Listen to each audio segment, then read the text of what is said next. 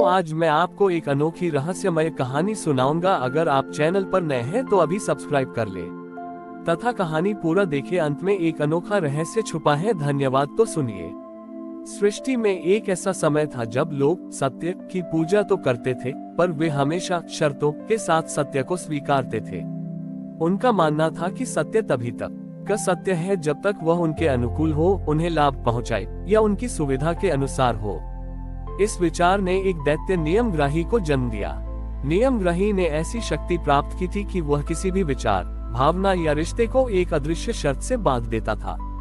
उदाहरण के लिए, यदि कोई कहता मैं तुमसे प्रेम करता हूँ, तब ओ नियमग्राही की शक्ति उस प्रेम को तुरंत इस शर्त से बांध देती, मैं तुमसे तभी प्रेम करता हूँ जब तुम मेरी इच्छाएं पूरी करो।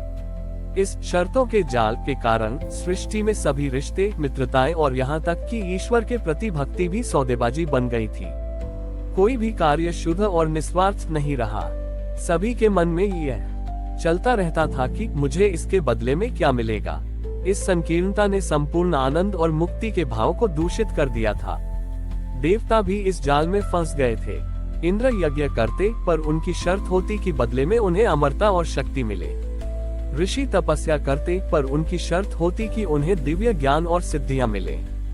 जब यह शर्तों का जाल इतना कस गया कि सृष्टि में निस्वार्थता की भावना ही समाप्त हो गई, तो सभी देवता शिव की शरण में पहुंचे। महादेव ने नियमग्राही और उसके शर्तों के जाल को देखा। उन्होंने जाना कि इस दैत्य को नष्ट करने से यह जाल नहीं टूटेगा, क्योंकि यह जाल स्वयं मानव मन की अपेक्षा से बुना गया था। शिव ने नियमग्राही के पास जाने का निश्चय किया। नियमग्राही ने शिव को देखते ही अहंकार से हंसते हुए कहा, हे वैरागी, आप भी इस जाल से नहीं बच सकते। आपका वैराग्य भी एक शर्त है, संसार को त्यागने की शर्त पर मोक्ष। उद्धरण चिन्ह। शिव ने इस बात का कोई विरोध नहीं किया। उन्होंने केवल अपना त्रिशूल भूमि पर टिकाया और एक गहरी, अनापेक्षित, अनकंडीशनल मुद्रा में बैठ गए।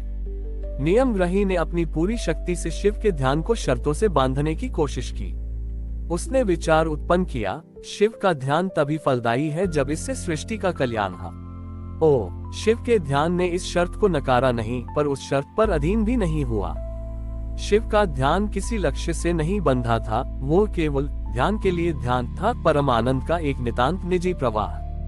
फिर नियमग्राही ने दूसरी शर्त फेंकी, शिव की शक्ति तभी है जब पार्वती उनके साथ हो। शिव का स्वरूप शांत रहा। उनका अस्तित्व न पार्वती के होने पर घटता था, न बढ़ने पर। उनका प्रेम अकारण और शर्त मुक्त था। नियमग्राही ने पाया कि शिव के भीतर कोई भी ऐसी इच्छा या अपेक्षा नहीं थी जिसे वह यदि तो इफ देन के बंधन में बांध सके। शिव का अस्तित्व शुद्ध और कारण मुक्त था।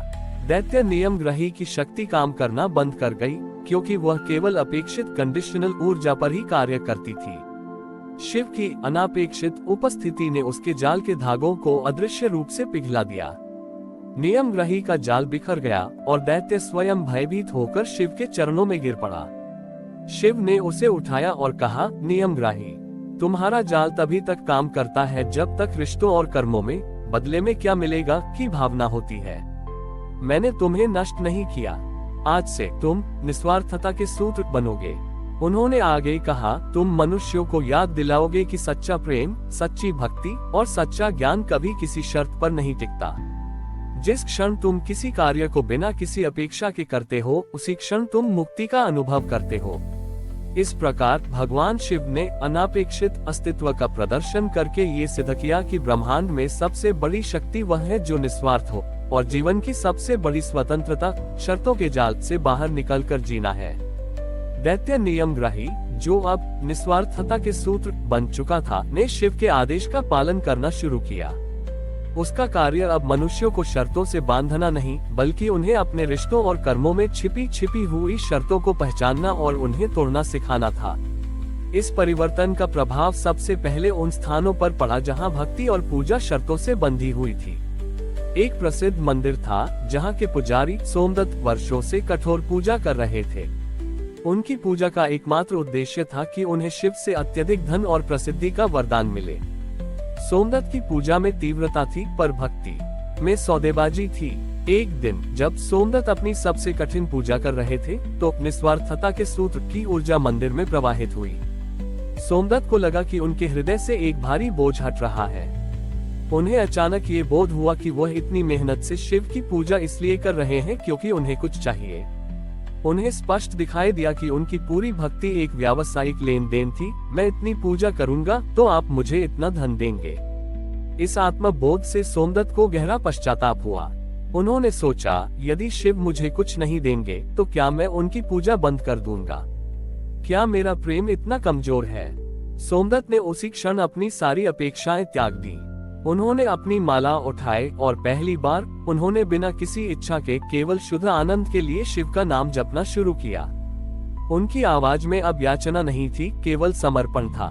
जब सोमदत्त ने निस्वार्थ भाव से शिव का नाम जपना शुरू किया तो उन्हें कोई धन या सिद्धि नहीं मिली, बल्कि उनके भीतर परम शांति और आनंद का अनुभव हुआ। उन्हें महसूस हुआ कि जिस मुक्ति को वह वरदान में मांग रहे थे वह तो हमेशा से निस्वार्थ कर्म में निहित थी। इसी तरह का परिवर्तन मनुष्यों के रिश्तों में भी आया। एक नगर में एक पति पत्नी राजेश और मानसी एक दूसरे से बहुत प्रेम करते थे, पर उनका प्रेम हमेशा शर्तों पर टिका होता था। मैं तुम्हारे लिए ये करूंगा बशर्ते तुम मेरे लिए वह करो। इस कारण उनके बीच अक्सर तनाव बना रहता था। जब निस्वार्थता के सूत्र की ऊर्जा उनके घर में पहुंची तो राजेश को ये स्पष्ट हुआ कि वह मानसी को खुश रखने की कोशिश इसलिए करते थे ताकि मानसी भी उन्हें खुश रखे। एक शाम मानसी बीमार पड़ी। राजेश ने बिना किसी विचार के केवल प्रेमवश उनकी सेवा की। जब मानसी ने धन्यवाद कहा तो राजेश ने मन में कोई प्रतिफल नहीं और चाहा, केवल उनकी मुस्कान देखकर उन्हें वास्तविक संतोष मिला। उस पल उनका प्रेम शर्त मुक्त हो गया।